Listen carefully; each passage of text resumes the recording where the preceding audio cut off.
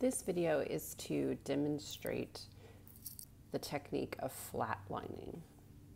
So what is flatlining? Flatlining is combining a stable piece of fabric. So often we're flatlining in muslin, which this is here, canvas, a heavier twill, coutil if you're flatlining a corset, or other stable fabrics. So stable fabrics meaning that they're tightly woven, they don't have stretch to them, they're not wiggly or woodgy, slippery, shiny, anything like that. You often are flatlining these stable fabrics to unstable fabrics. So for instance, again, a woodgy or slippery fabric that you wish to give some structure and stability to. It may be a very lightweight fabric that needs to behave in a more rigid manner. So we typically are picking a fashion fabric that is less stable and putting a stable fabric behind it. The stable fabric behind it will never be seen from the outside of the garment, and is there for structure and function only. So we're often flatlining in costumes to make them more stable, more sturdy, and sometimes less see-through. There could be multiple reasons why we've chosen to flatline. I also encourage some students to flatline when we make messenger bag projects in early classes as well. Because they're often picking a thin quilting cotton, which this is here, because they like the color, the pattern, whatever might be available, but they don't want a flimsy messenger bag to carry their books in, and so they flatline the backside with canvas so that they have a more structured, solid bag that will last longer. So I've cut out for you today a miniature bodice piece. You can see this here, and in relationship to my hand, you can see how quite tiny and doll-sized it is right now. But I wanted to show you this so that you get the whole perspective of what flatlining a piece might look like. So when I'm flatlining, again, I've just got a piece of fabric here. I may be cutting it straight off the bolt of fabric that I'm using. I did this so that you can see the edges of the fabric and everything. And I've chosen a basic quilting cotton that has a pattern to it, and this will just make it twice as thick and sturdy if I'm putting a muslin behind it. This quilting cotton is not wiggly and could very well stand on its own and not need flatlining, but like I said, sometimes we're just adding thickness and structure to things. So I want to make sure that my grain of both my fashion fabric and my flatlining fabric are matching up with each other. So the grain runs parallel to my selvage edge, and you can see my selvage edge here is this pre-finished edge of fabric on the fabric, and you can see the cut and torn edges of the other parts of the fabric. So I always want to make sure that I'm lining up my grain. My grain line also of my bodice would be running vertically up and down this piece as well. So I want to match those things up, and conveniently I actually have little plaid stripe there that helps me match as well. Also keep in mind when you've got a print or a pattern, you would want to make sure that you are lining up pieces that will eventually be joined so that that pattern corresponds. We can get into pattern matching later, obviously. But I was always taught to flatline by smoothing out these pieces and first cutting my shape, my pattern of the flatlining fabric itself.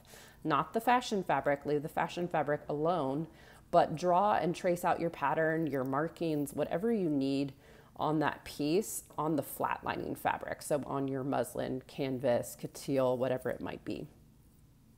Then place those pieces and lay them out just as you would probably lay out the whole garment or close to the whole garment to make sure you're fitting your pieces on accurately on top. Pin very well and then cut the fashion fabric out. So I'm going to start pinning from the center of this piece. The larger the piece, the more pins you will need to flatline. especially if you're doing large skirt panels. The idea of not letting those skirt panels droop and bag in the middle is very, very important. You want everything to be as smooth and as flat as possible. And in heavier fabrics, especially if your fashion fabric has more weight to it, sometimes you have to put extra stitching lines in it to stabilize that in between, but that's a lesson for a different day. Okay, so I pinned in the center, then I'm going to work up my grain line to make sure everything is staying smooth and even as I pin. If I just pinned around the sides, the chances of creating bubbles and not letting this fabric really flatten out across is very high. So I want to be gentle and careful with that. So I'm pinning down my grain line in the center, and then I'm going to work out from this point, meaning I will then attack the cross grain. So I pinned up, then I will pin across to, again, make sure that I'm not getting any bubbles or ripples. The better you pin, the less fixing work you have to do later. Okay, then I can start to pin some of these things further out. So I will kind of push with my fingers, make sure everything's flat and smooth as I'm reaching these outer lines, and then I'll pin some of the outer lines. I kind of pinned one quadrant, and then I will push my way down into the other one. Again, smoothing from the center out in more than one direction.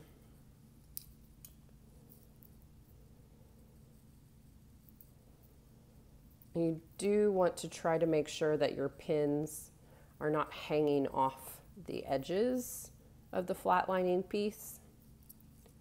You don't want them to get in your way later.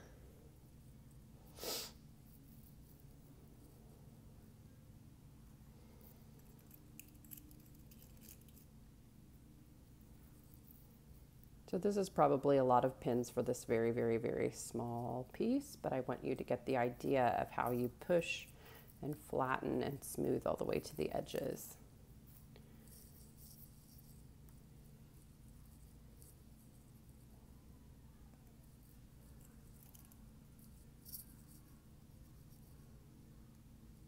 Okay, after I've done that, then I can get my scissors out, and I'm going to cut just slightly larger. So in this case, it's maybe a 1/4 inch or so past the edges. And why I'm leaving this excess of fashion fabric around my piece is that in case anything slips or wiggles or moves as I'm flatlining and as I'm later sewing this together, I have a little bit of room for error. If you cut all the way to the very edge of your pattern piece, of your flatlining, then if there's any error whatsoever, you have zero wiggle room. You will often find in larger flatline pieces, again with fabrics that have a little bit of stretch, that are wiggly and woodgy, they will create little bubbles, meaning that there's too much of one fabric or another, and they need to be re-smoothed again in certain areas as you sew. They tend to wiggle as you sew. And you would have no room to fix those mistakes if you cut all the way to the edge. So do leave that little bit of edge on there. You can always get rid of it later, but you can never add the fabric back on. So again, cut slightly too big. Then I'm going to sew on my machine. So I'll reposition just a little bit so you can see that better. And hopefully the camera will stay for us.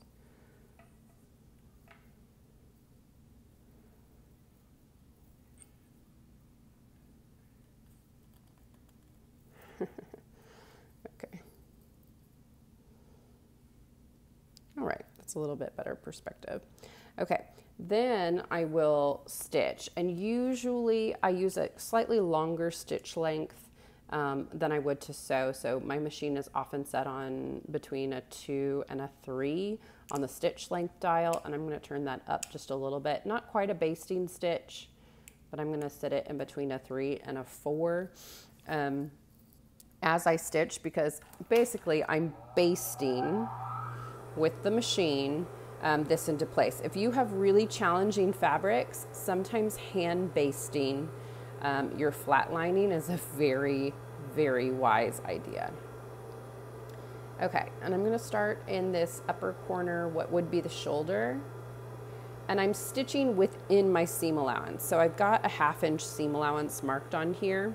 So I'm using the edge of the presser foot and stitching close to the edge of my flatlining, so really at a 1/4 inch.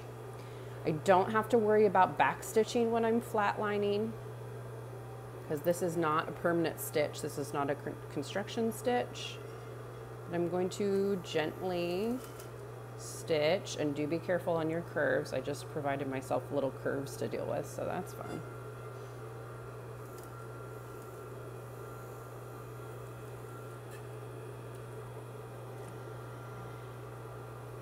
And I can turn and move. Also, the trickier the fabric, the more you want to think about the direction in which you're stitching. Like I said, this is a pretty stable fabric. It's a lovely stitch I just did. This is a pretty stable fabric, so moving around it won't cause too many bubbles or wrinkles. But the shiftier the fabric, the more bubbles and wrinkles that will occur. So I could pivot and I could go around this whole piece, but for this demonstration purpose, I'm going to stop here, and I'm going to start again in a new spot. And I'm actually going to move this way, and you may think that that's backwards and wrong, but again, if I have a tricky fabric to deal with, stitching in the same direction on both sides of my piece will help me keep from turning the piece a little bit one direction or kind of torquing it in the wrong direction. So if I stitch both sides running this way, and then when I go back to my opposite sides, I also stitch them in the same way, I have a greater chance of maintaining the squareness of this piece. So that's an important thing to think about too. Again, in more stable fabrics, they're less tricky, and you can kind of just go around the whole piece and baste it together. But the stretchier your fabric, the more careful you need to be. You can see I'm avoiding those pins, not running over some of the ones that are running with the direction I'm stitching. Okay, and then I can do the bottom, and I will pivot here for that, just as long as I make sure I maintain the same direction when I do the top end.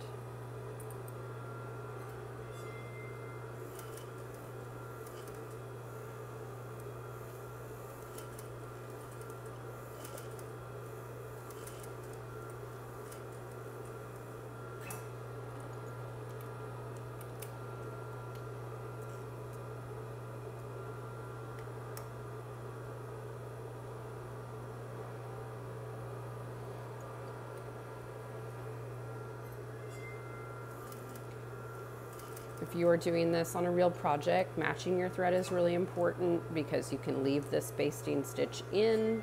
So you want to make sure it's not a bizarre color that will contrast with what you're doing later. Obviously, for demonstration purposes, I have dark thread in here, and that would not be the best choice for what I am currently flatlining. I would pick something that would go with the fashion fabric, so I would probably pick a green. Okay, I am finally all the way around, so I've sewn all of the sides of my piece. I'm going to trim some of these threads away.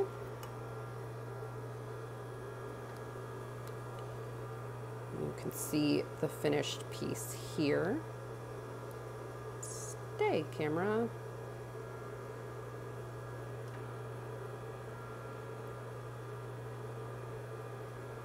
It's wanting to drift down, so there we go. Okay, now I can turn off my machine so you also don't have that noise in the way. And I'm going to remove all of these pins that I put in it.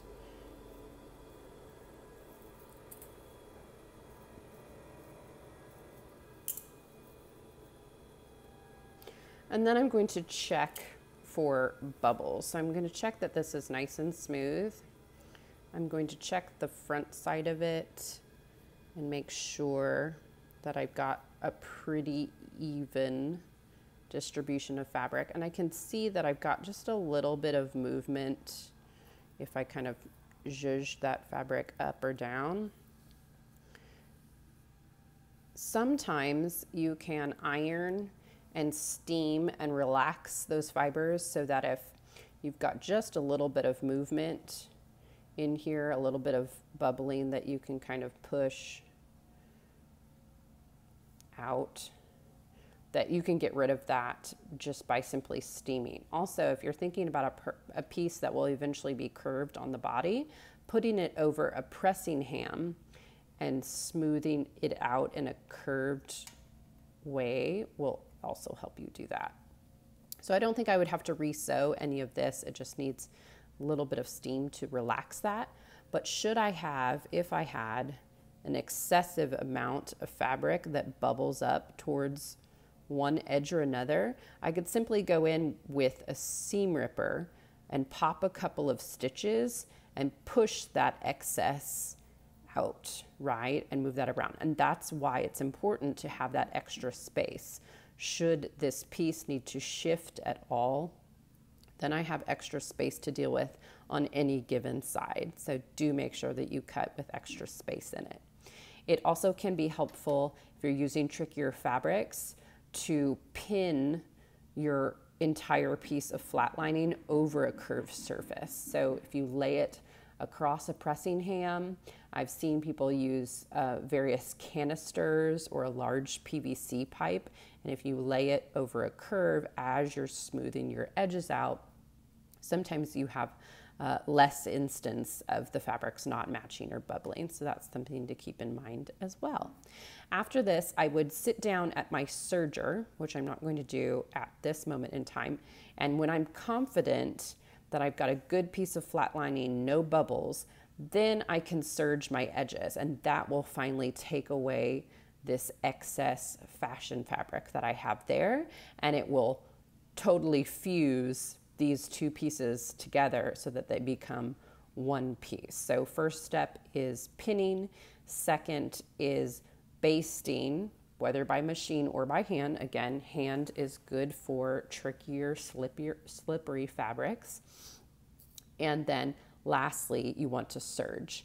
Do not skip those steps. Try to throw a few pins in it and just serge away, because if you have a mistake when you serge, not only is it very difficult to take out that serged edge, but also you've got zero wiggle room. You've cut off all of your excess to be able to repair that. So do be patient and keep those things in mind when you flatline.